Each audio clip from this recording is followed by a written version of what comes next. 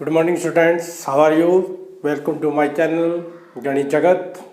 हम 10th class का chapter number 3 linear pair of equation यानी कि रैखिक समीकरणों का युग्म चैप्टर कर रहे थे। इस चैप्टर में हमने अभी तक एक्सरसाइज 3.1 की। 3.1 में हमने समीकरण बनाने सीखे और उसका ग्राफ बनाना सीखा। उसका हमने ग्राफ बनाया था। अब हमने उसका हल नहीं निकाला था। हल का मतलब एक्स वाई की वैल्यू नहीं निकाली थी। आज हम ग्राफिया विधि से, हमारी 4 विधि है, मैंने आपको 4 विधि बताई थी। सबसे पहले कौन सी विधि बताई थी? ग्राफिया विधि बताई थी। उस ग्राफिया विधि से आज हम एक्सरसाइज 3.2 के सम करेंगे। तो उससे पहले आपको थोड़ी सी जानकारी, प्रीवियस नॉलेज होनी चाहिए कि ग्राफ कैसे बनता है। ये आपको पता है, कोई भी रैखिक समीकरण हो उसका ग्राफ आपने 9th क्लास में बनाया और एक्सरसाइज 3.1 में भी हमने बना के दिखाया था। अब हम एक्सरसाइज 3.2 में वो ग्राफ को दोबारा से बनाना सीखेंगे और उससे हल कैसे हल निकलते हैं वो सीखेंगे। तो एक्सरसाइज 3.2 से पहले कुछ एक्स्ट्रा चीज़ देखते हैं हम क्या है। देखो 3.2 से पहले, एक्सरसाइज 3.2 से पहले हमें कुछ बातों का पता होना चाहिए। अब पहले हम उन बातों का जान लेते हैं, उन बातों को, उसके बाद हम आगे बढ़ेंगे। देखो एक्सरसाइज 3.2 से पहले हम कौन सी विधि से कर रहे हैं? ये चैप्टर ग्राफिया विधि से कर रहे हैं। सबसे पहली बात तो ये कौन सी विधि है? ग्राफिया, यानी कि ग्राफिकल मेथड से है, यानी कि आपको ग्राफ बनाएंगे। आपको पता है कि मान लो ये आपकी कोई 3x + 4y = 5, ये आपका रैखिक समीकरण था। आपने इसका ग्राफ बनाया था। अभी हम अच्छे से सीखेंगे, अभी मैं रफली बना रहा हूँ। तो जब आप इसका ग्राफ बनाते थे, ये क्या है? x एक्सिस, ये y एक्सिस, ये x डैश और ये क्या है आपका y डैश। हमने 9th क्लास में क्या सीखा था? इसका ग्राफ बनाना सीखा था। इसका ग्राफ कैसे बनाते थे आपको पता है। इसका मान लो ये ग्राफ है, ठीक है। हम दोबारा से बात करेंगे। ये आपका समीकरण 1 है, क्योंकि यहाँ पर हम इस एक्सरसाइज में युग्म की बात कर रहे हैं इस चैप्टर में। तो इस चैप्टर में युग्म है, युग्म को 2 होंगे। एक पर हम ले लेते हैं 4x + 3y = -5, ये दूसरा समीकरण ले लेते हैं, ठीक है। मान लो ये समीकरण क्या है? ये समीकरण ये है। इसकी रेखा क्या है? ये आई, ये ग्राफ बना, ठीक है। जब हम इसका ग्राफ बनाते थे 9th में, यही करते थे ना। वो जब ग्राफ बनाते थे तो एक रेखा आ जाती थी, ऐसे करते थे, एक रेखा सामने आ जाती थी। तो ये रेखा सामने आ गई, ठीक है। अब देखो, अब हम बात किसकी करेंगे? हल की बात करेंगे। किसकी बात करेंगे? हल। इन दोनों समीकरणों का ग्राफिया विधि द्वारा हल ज्ञात कीजिए। तो देखो हल कैसे ज्ञात, हल क्या होता है? जहां पर ये दोनों काट रही हैं, कहां पर काट रही हैं? यहाँ पर काट रही हैं। यहाँ पर नीचे की तरफ देखोगे तो क्या किसकी वैल्यू आएगी? x की। x एक्सिस पे देखते हैं तो x की वैल्यू आती है, और इधर से y की तरफ देखेंगे तो किसकी वैल्यू आएगी? y की। जो ये बिंदु है, ये बिंदु कौन सा है? x, y। तो ये जो x y आया है, ये इसका क्या है? हल है। दोनों का क्या है? हल है। तो हल के बारे में पता लग गया। ये हल कौन सा होता है? जहां पर दो लाइनें आपस में काट रही हो, इंटरसेक्ट कर रही हो, उनको हम क्या बोलते हैं? उस समीकरण का हल बोलते हैं। समझा गया? अब ये हल कितने प्रकार के होते हैं, यही हम जानेंगे। हल कितने प्रकार के होते हैं? देखो, ये एक जगह काट रहा है तो इसको हम बोलते हैं अद्वितीय हल। क्या बोलते हैं? अद्वितीय हल, यानी कि एक हल। कितने हल है इसके? एक हल है, ठीक है। अब इसका ग्राफ, भाई जरूर नहीं है कि ऐसा ग्राफ हो, एक ग्राफ ऐसा ही बन सकता है, ठीक है। ऐसी लाइन भी आएगी। मान लो उसकी पहली लाइन का ग्राफ ये है, जो दूसरी लाइन है वो भी इसी के ऊपर है, यानी कि दूसरी लाइन का ग्राफ भी क्या है? यही लाइन है, यानी कि इसके ऊपर है, एक दूसरे के ऊपर है। समझ रहे हो? ऐसे आएगा, हम करेंगे एक्सरसाइज में करेंगे तब अच्छे से क्लियर हो जाएगा आपका। उसके बाद क्या होगा? अब आपने ये बताने इसके हल कितने। मैंने क्या कहा? हल क्या होता है? जब दो लाइनें आपस में जितने बिंदुओं पर काटेगी। अब ये कितने बिंदुओं पर काट रही हैं? भाई पहली लाइन के सारे बिंदुओं पर काट रही है, एक लाइन के ऊपर दूसरी लाइन है तो सारे बिंदुओं पर काट रही है। जब सारे बिंदुओं पर काट रही है तो इसके कितने हल होंगे? अनेक। मतलब कितने बिंदु हैं? अनेक हैं, पता नहीं है उनका, तो ये कितने होंगे? अपरिमित रूप से कितने हल हैं? अनेक हल है,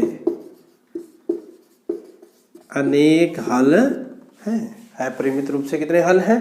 अनेक हल हैं। तीसरे प्रकार का क्या हो सकता है भाई? तीसरे प्रकार का ये हो सकता है कि एक लाइन है और दूसरी ये लाइन है, ये पहली लाइन है और ये दूसरी लाइन है। भाई ये आपस में काटे नहीं, आपस में काट नहीं, आपस में कौन सी लाइनें नहीं काटती भाई? समानांतर रेखा, जो समानांतर रेखाएं हैं उनकी परिभाषा क्या है? यही तो परिभाषा है कि उनके बीच में दूरी हमेशा समान रहे या उनको आगे बढ़ाने से वो कभी भी ना कटे। तो ये समानांतर रेखाएं कभी भी आगे जाके नहीं कटेंगी। तो जब तक नहीं कटेंगी तो उसका हल नहीं आएगा। अब ये नहीं कट रही तो इसका कोई हल नहीं है, ये कोई हल नहीं है। ठीक है, ये कोई हल नहीं है।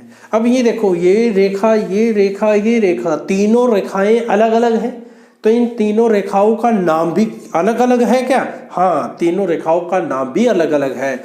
इस रेखा को हम क्या बोलते हैं? जो ये रेखाएं हैं इनको बोलते हैं हम, देखो, प्रतिच्छेदी रेखा।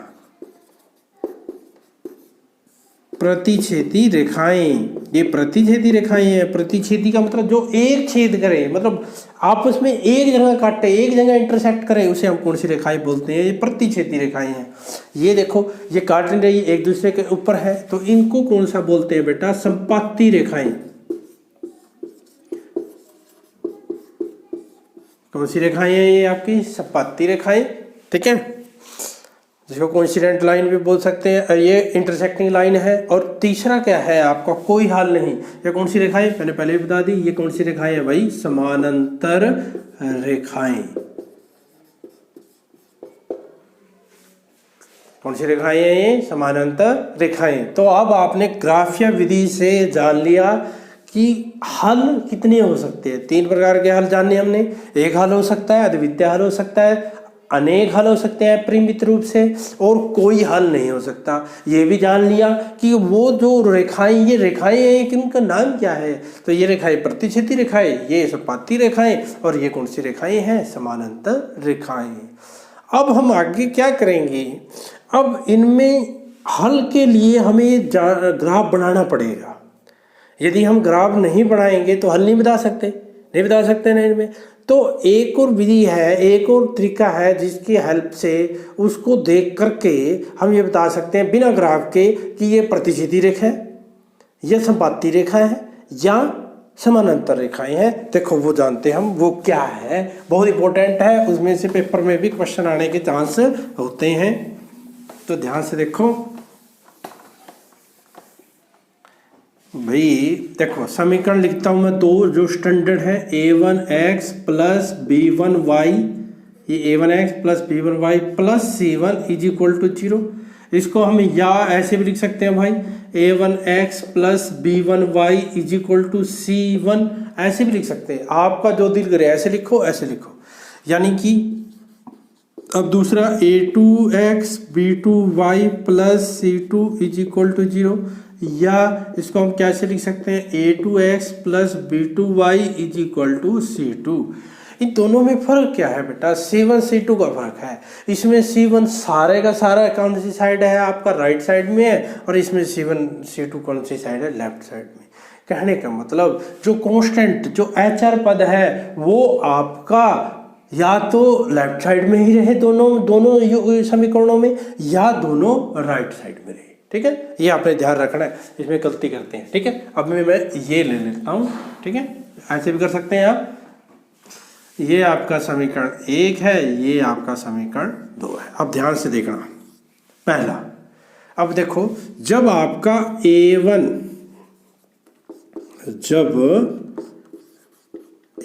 बटे A2 B1 बटे B2 के बराबर नहीं है, मतलब इनका अनुपात बराबर नहीं है, तब ठीक है, तब वो कौन सी रेखाएं होंगी? प्रतिच्छेदी रेखाएं। कौन सी रेखाएं होंगी? प्रतिच्छेदी रेखाएं। और प्रतिच्छेदी रेखाएं हैं, प्रतिच्छेदी रेखाएं हैं तो उसका कितने हल होंगे? अद्वितीय हल। कितने हल होंगे भाई? अद्वितीय हल। कितने हल है भाई? अद्वितीय हल। अब देखो पहला हो गया, अब दूसरा देखो। दूसरे में क्या है? जब A1 बटे A2 बराबर है B1 बटे B2 बराबर है C1 बटे C2। क्या कह रहा है ये? जब तीनों के अनुपात यानी कि A1 बटे A2, B1 बटे B2, C1 बटे C2 तीनों के अनुपात बराबर आ जाए तब क्या होगा? कौन सी रेखा होगी वो आपकी भाई? जब तीनों बराबर है तो कौन सी रेखाएं है भाई? वो संपाती रेखा है। कौन सी रेखाएं हैं? वो आपकी संपाती रेखाएं हैं। और संपाती रेखाएं का हल कौन सा होता है भाई? अपरिमित रूप से अनेक हल होते हैं। क्या होते हैं? अपरिमित रूप से अनेक हल होते हैं। ठीक है, अपरिमित रूप से अनेक हल। ठीक है, अब तीसरा केस, 3 थे ना हमारे वहां। जब A1 बटे A2 बराबर है B1 बटे B2, मतलब ये दोनों तो बराबर है, लेकिन तीसरा के C1 बटे C2 दोनों का अनुपात बराबर ना हो तब कौन सी रेखा होगी जो बच गई हमारी? कौन सी रेखाएं बच गई? समानांतर रेखाएं होंगी। वो दोनों कौन सी रेखाएं होंगी? वो समानांतर रेखाएं। और समानांतर रेखाएं के कितने हल होते हैं भाई? कोई हल नहीं। इसका क्या आएगा? कोई हल नहीं। ठीक है, इसका कोई हल नहीं है। तीनों का देखो बिना ग्राफ के, ना ग्राफ हमने ड्रा किया, बिना ग्राफ के जो ये गुणांक है एक्स के साथ, देखो ये मैंने जो 1 लिखा है, इसका मतलब ये 1 किसके लिए लिखा है? पहले समीकरण के लिए 1 लिया है, दूसरे समीकरण के लिए मैंने 2 लिया, A2 B2 C2। ठीक है, अब बिना उसके हम क्या बता सकते हैं कि ये कौन सी रेखा है?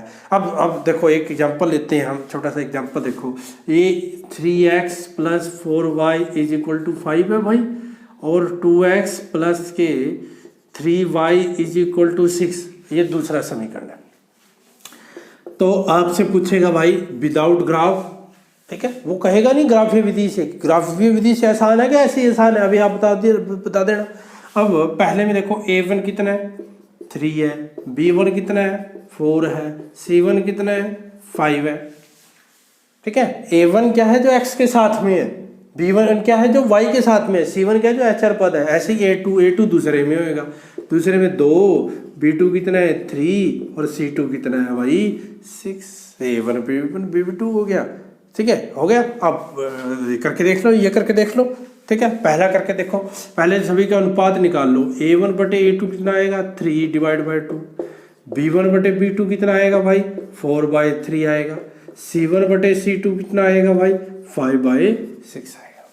तीनों के अनुपात निकाल के देख लिए। अब बताओ, अब सबसे पहले पहला दे करके देख लेना है।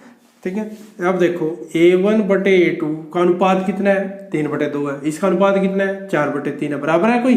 तो नहीं, बराबर नहीं है। तो B1 बटे B2 बराबर नहीं है, तो ये बराबर नहीं है। तो कौन सा हल होगा? कौन सी?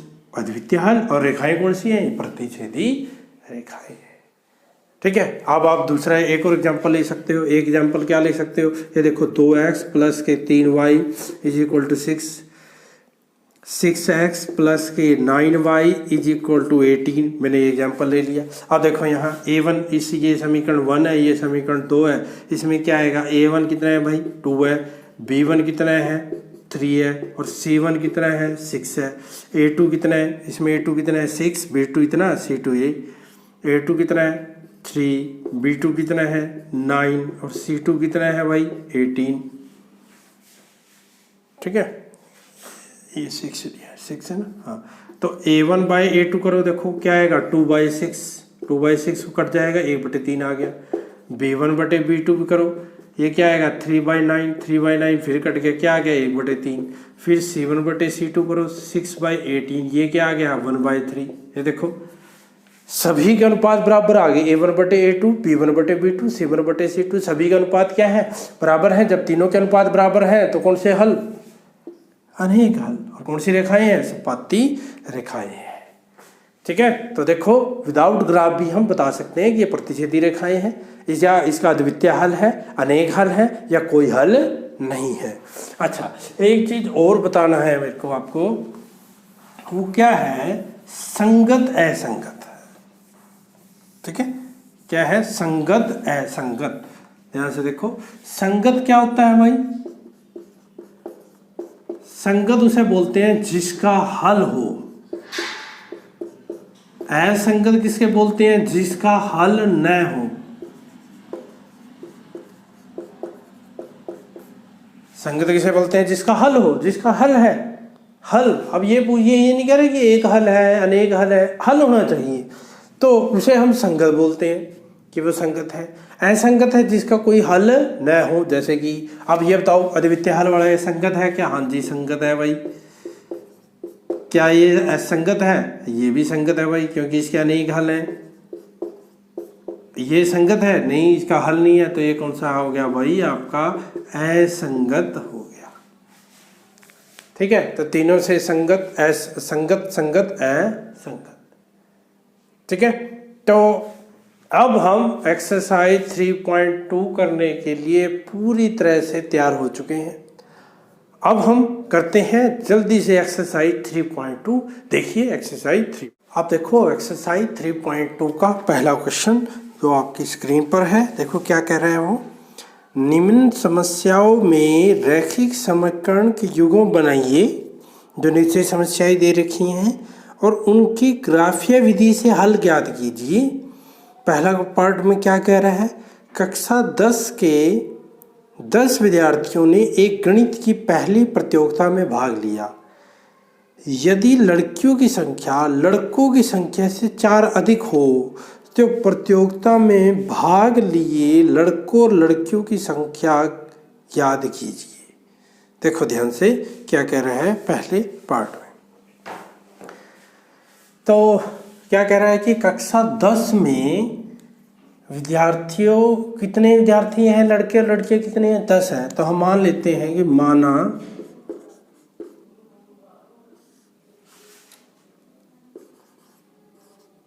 लड़कियों की संख्या, हमें पता नहीं कितनी लड़कियां हैं, हम मान लेते हैं कि x है। ठीक है, और लड़कों की संख्या,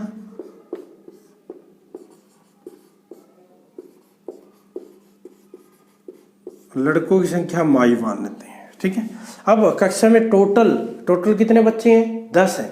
ठीक है, तो पहले समीकरण से अकॉर्डिंग टू क्वेश्चन पहले से क्या हो जाएगा, x plus y is equal to क्या हो गया, 10 हो गया। x plus y is equal to क्या हो गया, आपका 10 हो गया। ये आपका पहला समीकरण बन गया। अब फिर क्या कह रहा है वो, लड़कियों की संख्या लड़कों की संख्या से 4 अधिक है। लड़कियों की संख्या, लड़कियों कितनी है भाई, x है। लड़कों से, लड़के से कितनी अधिक है, 4 अधिक है। समझा गया, लड़कों से कितनी अधिक है आपकी, 4 अधिक है। ये देखो लड़कियों की संख्या लड़कों से कितनी अधिक है, 4 अधिक है। अधिक का मतलब प्लस कर दो, तो यहां से आपका ये दूसरा समीकरण आ गया, x माइनस वाई बराबर 4। ये समीकरण 2 आ गया। ठीक है, अब हम क्या करेंगे, क्योंकि हमने कौन सी विधि से हल करना है, ग्राफीय विधि से हल करना है, तो ग्राफ के लिए आपको क्या करने हैं, वो पॉइंट निकालते हैं, हम बिंदु निकालते हैं। तो पहले हम समीकरण 1 के निकालेंगे। देखो समीकरण 1 से, ठीक है, समीकरण 1 से क्या होगा, देखो आपका, इसको उधर ले जाओ, क्या करेंगे, y इज इक्वल टू किसके को आ जाएगा, इसको उधर ले जाओ तो क्या आ जाएगा, 10 माइनस x आ जाएगा। ठीक है, अब यहाँ बॉक्स बना लेते हैं, आपको पता है बॉक्स बनाते हैं हम, ये x है और ये y है। ठीक है, यहाँ पर जब x की वैल्यू 0 है, जब x की वैल्यू 0 है तो y की वैल्यू क्या आ जाएगी भाई, 10। ये देखो 10 माइनस 0 10, तो 0 10, ठीक है। अब क्या करो, x की वैल्यू एक 10 ले लो, या x की वैल्यू 5 ले लो, जो भी आपके x की वैल्यू 5 ले लो या 10 ले लो, x की वैल्यू 10, तो y की वैल्यू क्या आ जाएगी यहाँ 10 माइनस 10, 10 माइनस 10 यानी क्या आ जाएगी 0, यानी कि x की वैल्यू 10, y की वैल्यू कितनी आई 0। समझ गए? इसका ग्राफ बढ़ाएंगे हम। अब देखो ये दो बिंदु लेने हैं, आपको पता है रेखा को ड्रा करने के लिए लाइन को तो कितने बिंदु चाहिए, 2, उनको मिला देंगे हम, ठीक है। समीकरण 2 से पहले हम बिंदु निकाल लेते हैं। समीकरण 2 से, समीकरण 2 क्या है समीकरण 2, ये ले लो सीधा ही, x इज इक्वल टू क्या है y प्लस 4 ले लिया मैंने सीधा ही, ठीक है। अब यहाँ पर y की वैल्यू पुट कर दो, जब y की वैल्यू 0 लो तो y की वैल्यू 0 है तो x की वैल्यू क्या हो जाएगी भाई 0 प्लस 4 क्या हो जाएगी 4 हो जाएगी, ठीक है। तो इसका भी बॉक्स बना लेते हैं हम, ये x है एक y है, x की वैल्यू कितनी है 4 और y की वैल्यू कितनी है ये 0, फिर y की वैल्यू क्या ले लो -4 ले लो भाई, तो x की वैल्यू क्या आई देखो -4 प्लस 4, -4 प्लस 4 0, तो x की वैल्यू कितनी है 0, y की वैल्यू कितनी है -4।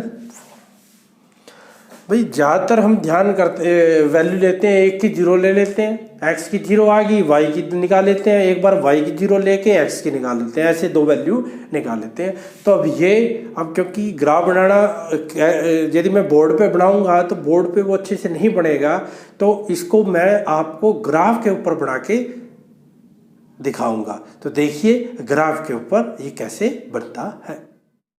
बच्चों अब हम देखते हैं जो पहले का फर्स्ट पार्ट है, ग्राफ पेपर के ऊपर देखते हैं। ये आपका ग्राफ है, ठीक है, ये आपका ग्राफ है। इसमें इसको ये कौन सी एक्सिस है, एक्स एक्सिस है, यहाँ एक्स डैश, और ये कौन सी एक्सिस है वाई, और ये कौन सी एक्सिस है वाई डैश, ठीक है। यहाँ पर ये मूल बिंदु होता है 0, ठीक है। यहाँ y की प्लस पॉजिटिव वैल्यू लेते हैं, ये y की नेगेटिव वैल्यू, यहाँ x की नेगेटिव पॉजिटिव, x की नेगेटिव वैल्यू लेते हैं। इसमें एक बॉक्स में 10 छोटे छोटे बॉक्स होते हैं, ठीक है। जो हम ये पॉइंट लेते हैं हमेशा बराबर लेते हैं, और किसको देख के लेते हैं, जो हमारी वैल्यू वहाँ पर निकल कर आई वो मैंने एक पेज पर लिख ली। ये हमारी वैल्यू निकल कर आई थी, x की 0 आई थी तो y की वैल्यू क्या थी 10, जब x की 10 थी तो y की वैल्यू क्या है 0। एक दूसरे जो समीकरण है उससे क्या आई थी, x की 4 आई, y की 0, x की 0, y की -4। तो यहाँ से आपने देखना, देखो x की वैल्यू मैक्सिमम कितनी है 10 है, और y की मैक्सिमम दोनों में कितनी है 10 है, तो 10-10 हमें चाहिए दोनों में, x की भी और y की भी, y की -4 तक भी है। तो देखो हम इसको कैसे लिखेंगे, यहाँ लिखेंगे 1 2 3 4 5 6 7 8 9 10, आगे भी लिख सकते हो। यहाँ -1 -2 -3 -4 -5, फिर यहाँ पर 1 2 3, ठीक है, 4 5 6 7 8 9 और ये आपका 10, ठीक है। अब नीचे यहाँ लिखेंगे -1 -2 -3 -4 -5, आगे भी लिख सकते हैं, ठीक है। अब हम ड्रा करते हैं हमारे पॉइंट जो आपके बिंदु आए थे। देखो यहाँ पर क्या है, x की वैल्यू 0, आपको पता है x की वैल्यूज हैं वो कैसे चलती हैं, लेफ्ट और राइट में जाते हैं, और y की वैल्यू क्या चलती है, जहाँ पर x है उससे ऊपर या नीचे की तरफ चलती है। पहले x देखो, x इज इक्वल टू 0, यानी कि x इज इक्वल टू 0 कहाँ था, यहाँ पर, यानी कि यहाँ से y की वैल्यू कितनी है 10, अब ऊपर की तरफ चलेंगे 10, तो ये आ जाएगा यहाँ पर, ये बिंदु कौन सा है आपका 0,10, ठीक है। अब दूसरा देखेंगे, दूसरा क्या आएगा आपका, x की वैल्यू कितनी है 10, ये x की वैल्यू 10, और y की वैल्यू कितनी है भाई 0, 0, यानी कि ना ऊपर जाना ना नीचे जाना, तो यही बिंदु आएगा आपका। इसको लिखेंगे आप 10,0। ठीक है। अब हम क्या करेंगे, इन दोनों जो पॉइंट है इनको आपस में क्या कर देंगे, मिला देंगे। ध्यान से आपने मिलाना है, ये आप आपस में आपने क्या करना है, मिला देना है। ठीक है। तो मिलाने के बाद ये आपकी लाइन की जो आपकी रेखा था, रेखा थी पहली समीकरण, तो उसका ग्राफ बन गया है। ये यहाँ पर आपने लिख भी देना है, इसका ग्राफ था ये x + y = 10 का। ठीक है। अब दूसरे में क्या था, देखो दूसरे में था x = 4, जो दूसरा समीकरण था। दूसरा समीकरण हमारा कौन सा था, x - y = 4, यही था ना x। तो इसका ग्राफ देखो कैसे बढ़ाएंगे, x की वैल्यू कितनी है 4 और y की वैल्यू कितनी है 0, यानी कि यहीं आएगा ये ग्राफ। ठीक है। तो यहीं आएगा, तो इसको लिखेंगे 4,0। x की वैल्यू 0, y की वैल्यू -4, यानी कि ये आएगा। यानी कि ये क्या आ गया, -4 पहले x की लिखते हैं फिर y की वैल्यू। अब दोनों पॉइंट को फिर हम मिलाएंगे, दोनों को मिलाओ, यहाँ रखे इसको इससे, जो ये वैल्यू है इसको इससे मिला दो। ठीक है। ध्यान से मिलानी है ताकि आपका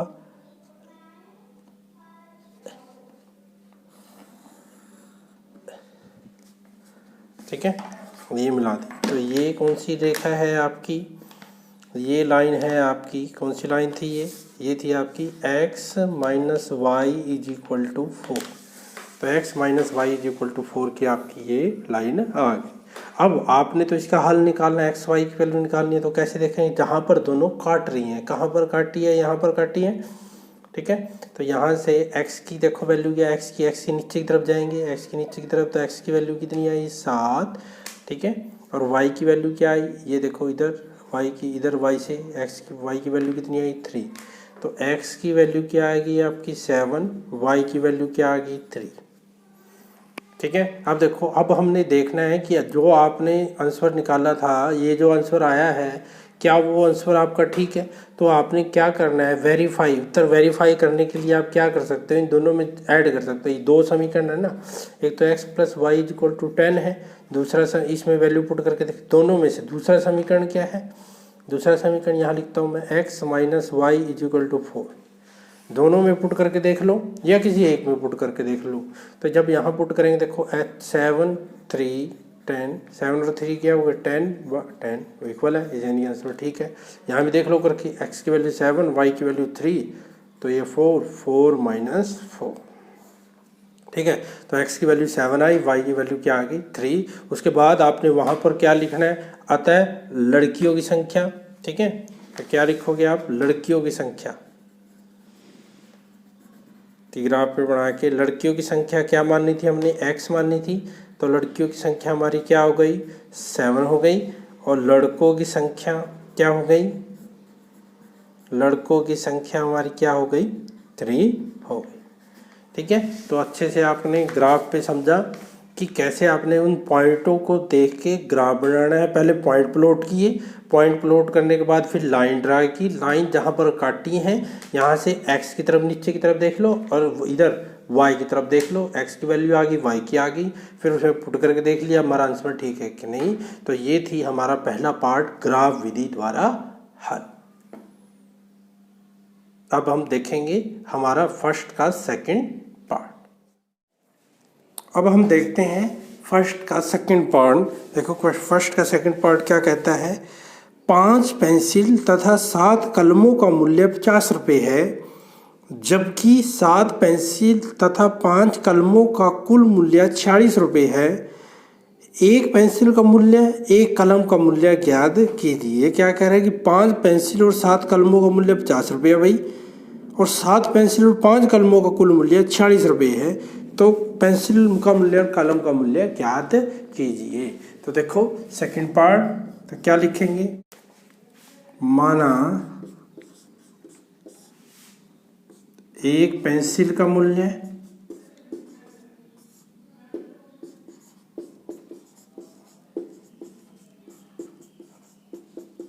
x रुपये, ठीक है, और एक कलम का मूल्य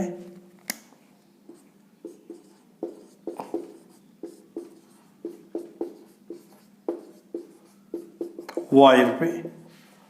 ठीक है, अब क्या कह रहा है अकॉर्डिंग टू क्वेश्चन, क्या कह रहा है कि 5 पेंसिल, एक पेंसिल का मूल्य x रुपये है तो 5 पेंसिल का कितना होगा भाई 5x होगा। और 7 कलम, एक कलम का मूल्य कितने रुपए है y रुपये है तो 7 कलमों का कितना होगा 7y। इन दोनों का कितने रुपए का है, ये कितने रुपए की है 50 रुपए की है भाई, कितने रुपए की है 50 रुपए की। तो ये पहला समीकरण हो गया। अब दूसरा समीकरण देखो, अगेन अकॉर्डिंग टू क्वेश्चन, दूसरे में क्या कह रहा है 7 पेंसिल यानी कि 7x प्लस 5 कलम 5y इज इक्वल टू किसके बराबर आएगा 7x प्लस 5y किसके बराबर दे रखा है आपको 46 के दे रखा है। तो ये आपका समीकरण क्या हो गया, दूसरा समीकरण हो गया। अब हम इनको ग्राफ विधि द्वारा क्या करेंगे, हल करेंगे। तो पहले समीकरण 1 से देखो, समीकरण 1 से, समीकरण 1 ले लो भाई, क्या होगा 5x प्लस के 7y इज इक्वल टू 50। इसमें क्या करो, इसको उधर ले जाओ, यानी कि 7y इज इक्वल टू क्या हो जाएगा 50 माइनस के 5x हो जाएगा। y इज इक्वल टू क्या आ गया 50 माइनस के 5x डिवाइड बाई 7। ठीक है, ये y की वैल्यू आ गई। अब बॉक्स बनाएंगे हम, ठीक है, यहाँ वैल्यू पुट करेंगे ना। ठीक है, यहाँ x की वैल्यू क्या लो, x की वैल्यू देखो, x की वैल्यू हमने इस हिसाब से करनी है ताकि वो पूरा पूरा डिवाइड हो जाए, क्योंकि वरना वो किस में आएगा पॉइंटों में आएगा। तो इसलिए आपने ध्यान से करना है। x की वैल्यू मैं यहाँ 3 पुट कर, जब x इज इक्वल टू 3 है, x की वैल्यू पुट करेंगे तो y इज इक्वल टू क्या आएगा 50 माइनस 5 मल्टीप्लाई 3 डिवाइड बाई 7। तो क्या आ जाएगा 50 माइनस 5 में से 15 आ जाएगा, ये 15/7, 50 में 15 के 35, 35/7 यानी कि आ गया 5 आ गया। ठीक है, यहाँ पर हम बॉक्स बना लेते हैं एक।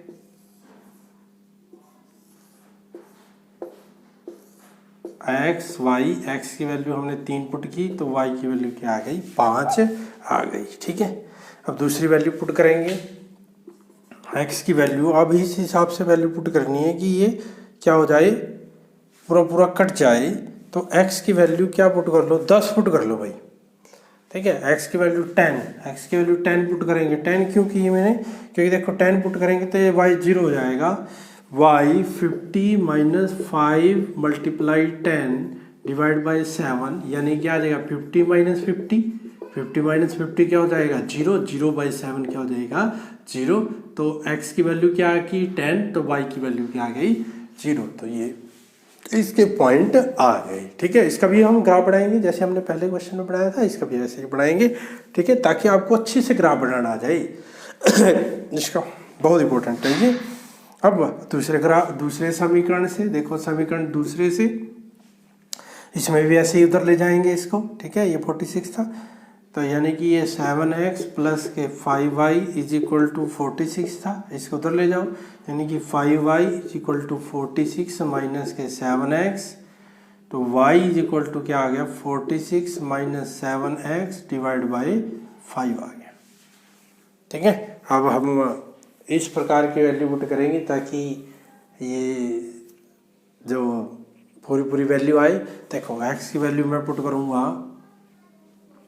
x की वैल्यू में 3 पुट करता हूँ। जब x की वैल्यू में 3 पुट करूँगा तो y की वैल्यू देखो क्या आएगी 46 माइनस 7 इंटू 3। देखो ध्यान से, बहुत मज़ेदार बात है, 46 माइनस 21 डिवाइड बाई 5 ये क्या आ जाएगी भाई 35 हो जाएगा। सॉरी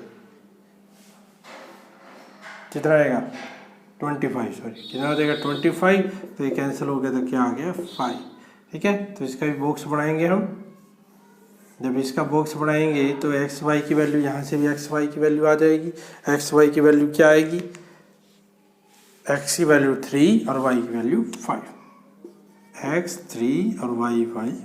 ठीक है, अब एक एक्स की वैल्यू और पुट कर लो जिससे हमारा क्या आ जाए आसान हो जाए काम। यदि हम 5 वैल्यू पुट करते हैं 35, 46 में से 35 नहीं 6 करते हैं, 6 42 नहीं 7 पे करते हैं 49, 8 से 56, 8 कर लो। x की वैल्यू 8 ले लो तो y की वैल्यू क्या आएगी देखो 46 माइनस 7 मल्टीप्लाई 8 डिवाइड बाई 5, यहाँ क्या आएगा 46 माइनस 56 डिवाइड बाई 5, तो ये आ गया -10 डिवाइड बाई 5 यानी कि -2। तो x की वैल्यू 8 आ गई, y की वैल्यू क्या आ गई -2 आ गई। ठीक है, तो ये हमने पॉइंट ले लिए। समीकरण 1 के क्या है 3 5 और इसके आए 10 0। ठीक है, इसको हम 3 5 x की वैल्यू 3 5 y की वैल्यू 10 0 और दूसरे समीकरण से ये आ गई। अब हम इसका ग्राफ देखते हैं, ग्राफ पेपर के ऊपर, बोर्ड के ऊपर नहीं, ग्राफ पेपर के ऊपर। अब हम देखते हैं क्वेश्चन नंबर फर्स्ट का सेकंड पार्ट का ग्राफ। जो हमने पॉइंट लिए थे, हमने ये पॉइंट वहाँ से निकाल लिए थे। x की वैल्यू 3 आई थी, y की वैल्यू 5, x की वैल्यू 10, y की वैल्यू 0 आई थी, x की वैल्यू 3, ये पहले समीकरण से। दूसरे समीकरण से x की वैल्यू 3, y की वैल्यू 5, x की वैल्यू 8, y की वैल्यू -2। अपलोड देखो कैसे करते हैं। यहाँ देखो x की वैल्यू मैक्सिमम कितनी है 10 है और y की वैल्यू मैक्सिमम कितनी है 5 है, तो उस हिसाब से आपने ये आगे पीछे करके देख लेना है।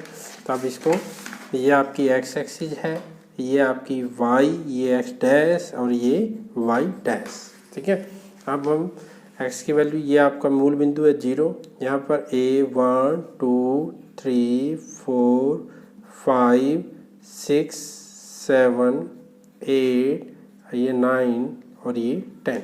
ठीक है, इधर फिर -1 -2 -3 -4 -5 -6, फिर 1 2 3 4 5 6। y की मैक्सिमम वैल्यू कितनी थी भाई, देखो y की वैल्यू मैक्सिमम कितनी है 5 है, तो 5 तक ले लो। माइनस में y की वैल्यू -2 तक है, आप -1 -2 -3 -4 तक ले लो। ठीक है, अपलोड करते हैं। देखो x की वैल्यू कितनी है 3, तो 3 ये आ गई, और y की वैल्यू देखो कितनी है 5, तो x की वैल्यू 3 तो y 5 तो ऊपर की तरफ जाएंगे तो यहाँ पर आएगा ये बिंदु। 3 से बिल्कुल सीधे में ऊपर की तरफ जाना है तो ये आ गया 3,5। ठीक है, दूसरा देखो 10, x की वैल्यू 10, y की वैल्यू 0, x की वैल्यू 10 ये रही, y की 0, यानी कि ऊपर नीचे नहीं जाना तो यही बिंदु आएगा, तो ये आ गया 10,0। अब इन दोनों को क्या करते हैं, इन दोनों पॉइंटों को हम मिला देंगे। इन दोनों पॉइंटों को मिलाओ, देखो मिलाने के बाद क्या आएगा,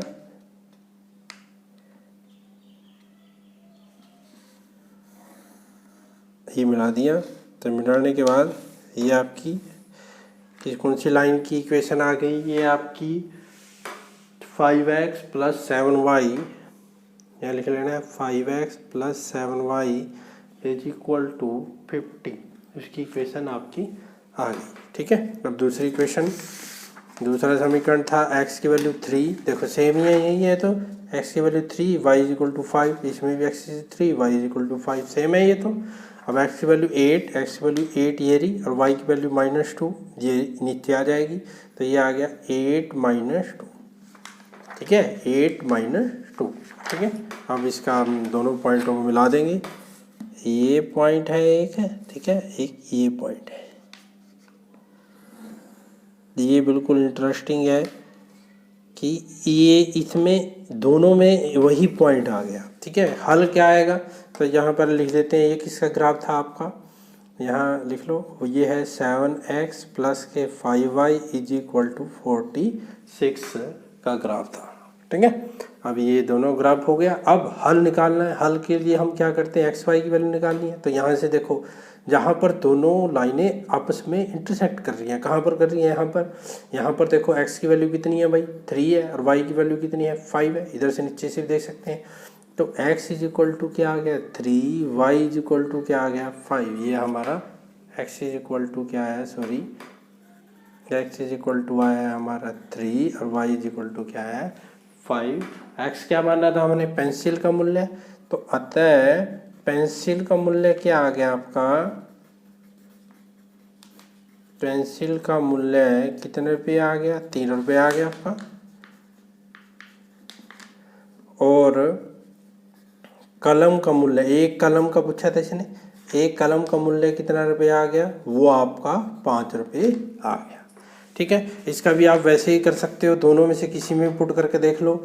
7x plus 5y is equal to 46 में पुट कर लेते हैं। x की वैल्यू 3 आई है, देखो इधर 7 into 3 plus 5 into 5 is equal to 46। यहाँ क्या आ जाएगा 21 प्लस 25 इज इक्वल टू 46, तो ये क्या आ गया 46 इज इक्वल टू 40, तो 46 बराबर आ गया। तो इसका मतलब जो जो हमने x और y की वैल्यू निकाली है वो ठीक है। तो ये था हमारा पहला क्वेश्चन ग्राफ विधि द्वारा। ठीक है, अब हम इसके बाद सेकंड क्वेश्चन करेंगे। अब हम करते हैं क्वेश्चन नंबर सेकंड। देखो क्वेश्चन नंबर सेकंड की स्टेटमेंट, अनुपातों A1 बटे A2, B1 बटे B2 और C1 बटे C2 की तुलना कर ज्ञात कीजिए कि निम्न समीकरण युग्मों द्वारा निरूपित रेखाएं एक बिंदु पर प्रतिच्छेद करती हैं, समानांतर हैं अथवा समपाती हैं। ठीक है, देखो भाई आपको इसमें क्या करना है, जैसे कि आपको समझाया गया था कि प्रतिच्छेदी, समपाती और समानांतर रेखाएं के लिए हम अनुपात निकालते हैं। आपने अनुपात निकालना है, यानी कि A1 बटे A2, B1 बटे B2, C1 बटे C2।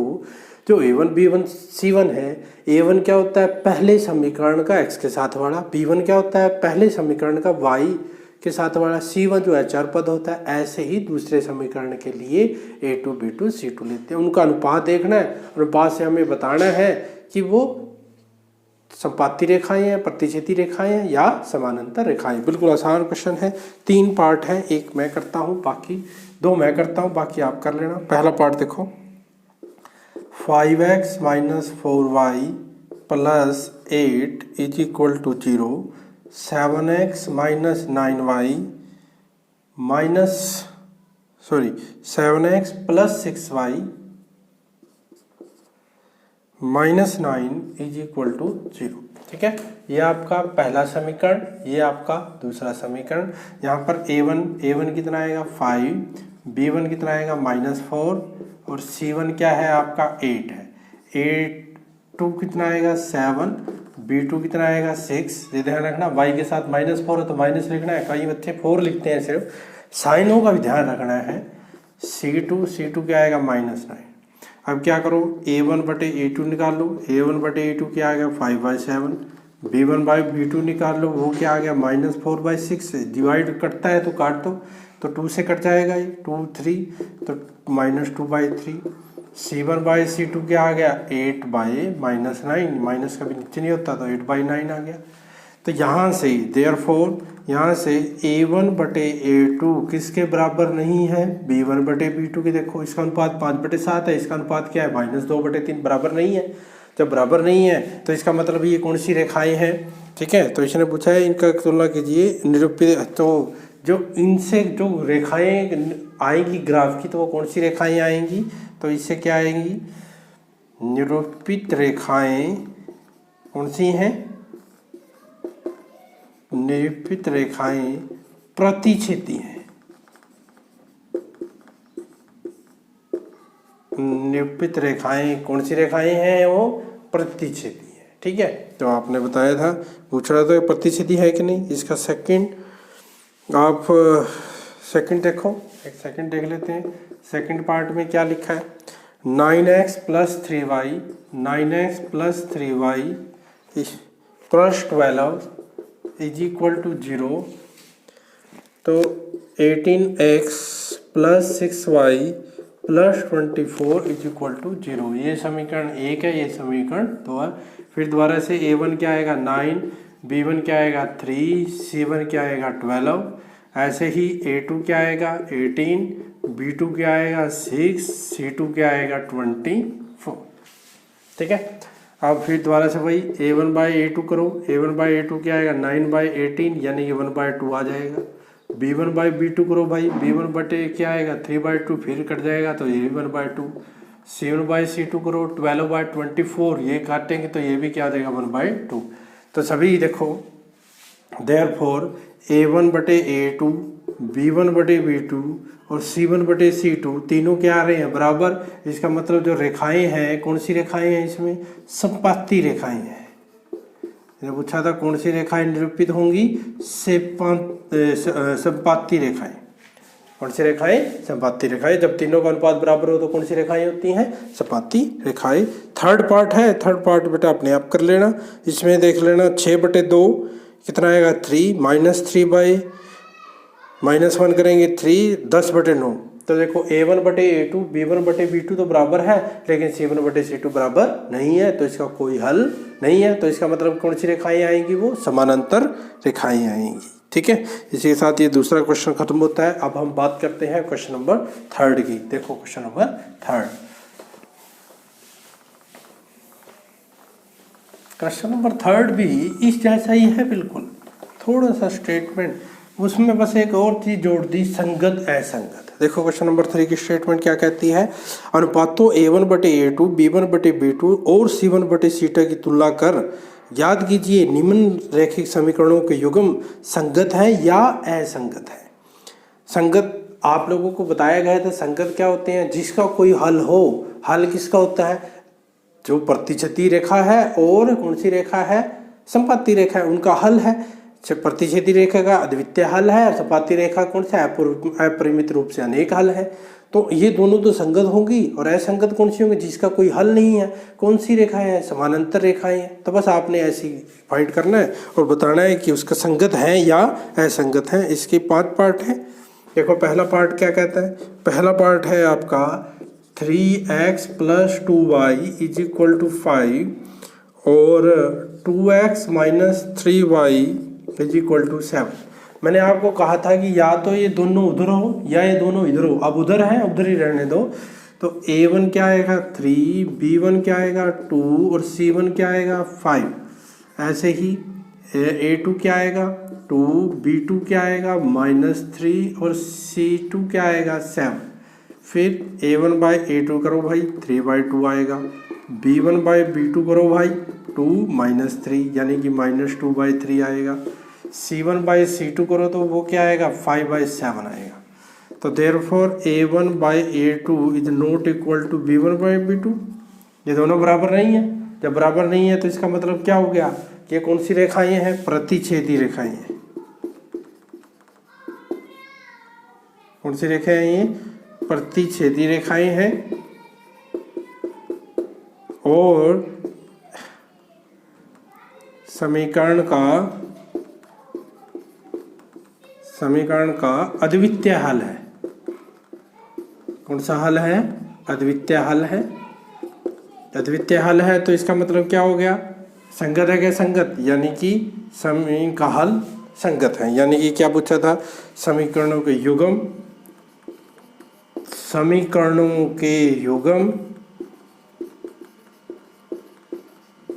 का हल संगत है। क्या है? संगत है। इसने ये पूछा था समीकरणों के युग्म संगत है या असंगत है। आपने लिखना है युग्म संगत है, ये लिख देना, का हल नहीं। समीकरणों के युग्म संगत है, बस सिंपल ये लिख देना। सेकंड पार्ट अपने आप कर लेना। थर्ड पार्ट देखो, थर्ड पार्ट मैं करता हूँ।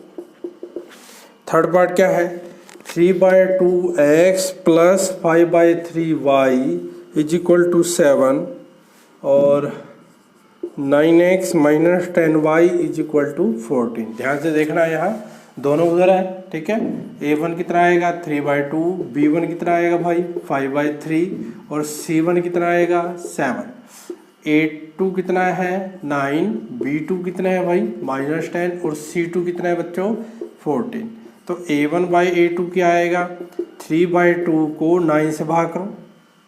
अब आपको पता है भाग करेंगे कैसे करेंगे? 3, 2 × 9, 3 से 3 कट गया तो ये आ गया 1/6।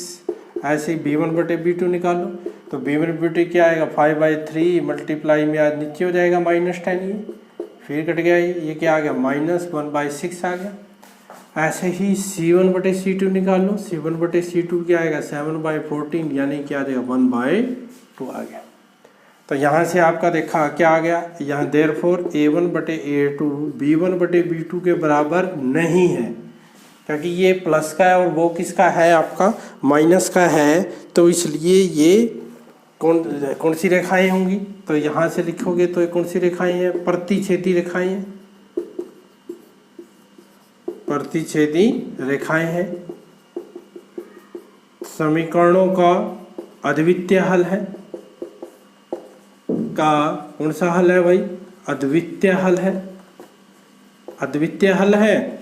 फिर उसके बाद क्या लिखोगे? समीकरणों का अद्वितीय हल है। फिर क्या है? संगत है। युग्म, समीकरणों का युग्म, समीकरणों का युग्म क्या है? संगत है। क्या है भाई? संगत। ठीक है, ये थर्ड पार्ट था, बिल्कुल आसान। एक पार्ट और कर देता हूँ, क्वेश्चन नंबर 5th पार्ट में कर देता हूँ। 4th अपने आप कर लेना भैया। ठीक है, 5th पार्ट और देख लो। 5th पार्ट भी आसान है। 5th पार्ट में क्या है? ऐसे ही है। 5th पार्ट में क्या है भाई? 4/3x + 2y = 8। ये पहला समीकरण है। दूसरा समीकरण दे रखा है 2x + 3y = 12। ये दूसरा समीकरण है। यहाँ a1 किसके इक्वल है? 4/3। b1 किसके इक्वल है? 2 के। और c1 किसके इक्वल है? 8 के। a2 किसके इक्वल है? 2 के। b2 किसके इक्वल है? 3 के। और c2 किसके इक्वल है? 12 के। तो यहाँ से a1/a2 क्या आएगा भाई? 4/3 डिवाइड में 2, तो नीचे वाले से हो जाएगी मल्टीप्लाई।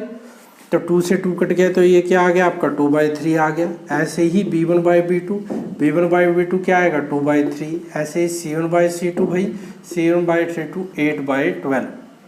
ये कट जाएगा, ये क्या आएगा? 2/3।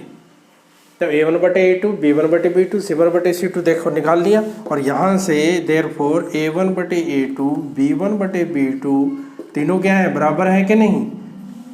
2/3, 2/3, 2/3 तीनों क्या आ गए? 2/3, तो बराबर हो गए। देयरफॉर तो ये कौन सा होगी? कौन सी रेखाएं हैं? ये संपाती रेखाएं हैं।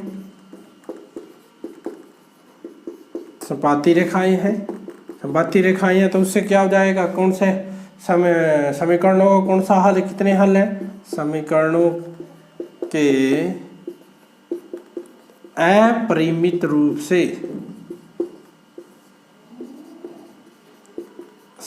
अनेक हल हैं। कितने हल हैं? अनेक हल हैं। तो अनेक हल हैं, तो समीकरणों का युग्म क्या है? संगत है। क्या लिखोगे? समीकरणों का युग्म संगत है।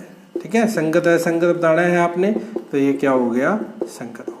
ठीक है, तो इसी के साथ हमारा क्वेश्चन नंबर 3 क्या होता है? खत्म होता है। आज हम इस वीडियो में 3.2 एक्सरसाइज के 3 ही क्वेश्चन करेंगे। नेक्स्ट वीडियो में जो हमारे रिमेनिंग क्वेश्चन है वो नेक्स्ट वीडियो में करेंगे। आशा है कि आपको समझ आ गया होगा। यदि आपको समझ आ रहा है तो कमेंट बॉक्स में ज़रूर लिखें कि समझ आ रहा है। यदि नहीं आ रहा तो वो भी बताएं कि सर ऐसे ये थोड़ी डाउट है, उसको क्लियर करो, तो वो भी आपके क्लियर हो जाएंगे। और घर बैठ के आराम से पढ़ो। प्रॉब्लम है आप ज़रूर पूछें।